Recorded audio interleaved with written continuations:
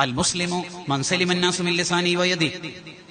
അൽ മുസ്ലിമു മൻ സലിമ അന്നാസു മിൻ ലിസാനിഹി വയദിഹി.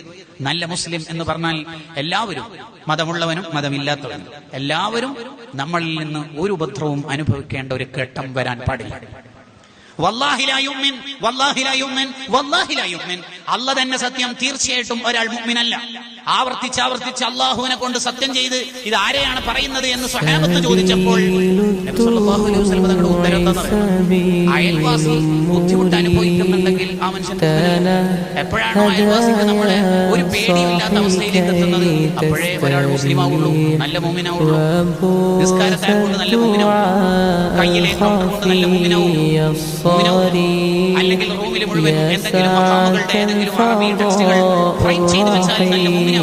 ഇല്ല, നല്ല മുഅ്മിനാവണമെങ്കിൽ അയൽവാസിക്ക് നമ്മളെ പേടിയില്ലായിരിക്കണം. അയൽവാസിക്ക് അവിടെ എവിടെയും ഉപയോഗിക്കുന്ന ചങ്ങായിന്റെ ഉമ്മാക്കും ഭാര്യക്കും പേടിയായിരിക്കും. അയൽവാസി നമുക്ക് കുറച്ചേറ്റ് കരുതിയാണ്. കാരണം ഇത് ഉപയോഗിച്ചിട്ട് ബുദ്ധിക്കൊന്നു എന്ന ന്യൂസ് നിരന്തരം വന്നുകൊണ്ടിരിക്കുമ്പോൾ ഇത്തരം ചെറുപ്പക്കാരുടെ ഭാര്യമാരുടെ ഹൃദയം ഇവനെങ്ങനെ മുഅ്മിനാവുക? ഖുറൂസ് കമ്മിറ്റിക്ക് സജീവമായ മുഅ്മിനാവുക.